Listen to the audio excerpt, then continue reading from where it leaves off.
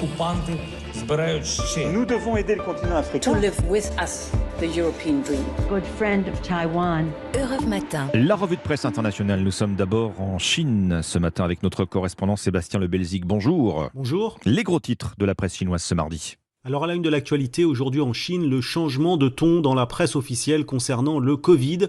Le Covid qui n'est pas plus dangereux qu'un gros rhume, écrit le magazine Yitsai, pour justifier qu'une douzaine de villes ont levé les mesures de contrôle et de confinement, écrit le Global Times.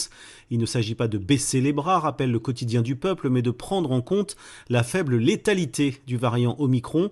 Mais attention, rappelle le Global Times, pas question de rouvrir le pays trop rapidement, mais plutôt d'offrir de meilleures conditions de vie à la population. Fini en tout cas les articles trop alarmistes sur les ravages de l'épidémie et le décompte interminable des malades.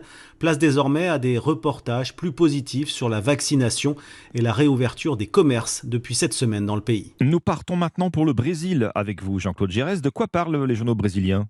Eh bien, de l'état de santé de Pelé. Samedi, la Folha de São Paulo a semé la panique en indiquant que l'ancienne gloire du football brésilien avait été placée en soins palliatifs car il ne répondait plus favorablement à la chimiothérapie qu'il suit pour traiter un cancer. L'information a été démentie quelques heures plus tard via un communiqué de l'hôpital Albert Einstein. Et un message sur le compte Instagram de Pelé, repris notamment par l'Estado de São Paulo, s'est voulu rassurant. Sur le site G1, Kelly et Flavia, les deux filles de Pelé, ont expliqué qu'il avait en fait contracté le Covid et qu'il souffrait d'une infection respiratoire, mais qu'il allait bien. De quoi calmer les angoisses des admirateurs du roi Pelé. Des centaines d'entre eux, souligne le quotidien sportif Placard, se sont rendus devant l'hôpital où se trouve leur idole pour prier et lui témoigner leur soutien. Nous voici enfin en Algérie avec vous, Nour Chahine. De quoi traite la presse algérienne ?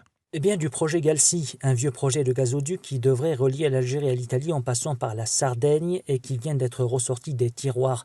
Les deux pays sont déjà reliés par un gazoduc, rappelle le Jeune Indépendant. Il s'agit du Transmed qui permet l'exportation de gaz naturel algérien vers l'Italie via la Tunisie. Depuis les déboires espagnols avec Alger, Rome est devenu un partenaire énergétique de choix pour l'Algérie, explique le journal.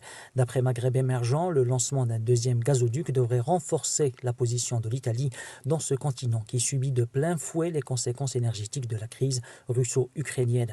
Pour sa part, Algérie Echo écrit « L'éventuelle relance du gazoduc Galsi a été une véritable surprise révélée par le ministre algérien de l'énergie qui a assisté à une conférence à Rome. » Merci Nour Chahine, merci à nos correspondants. 6h54, très beau début de journée avec Europe 1.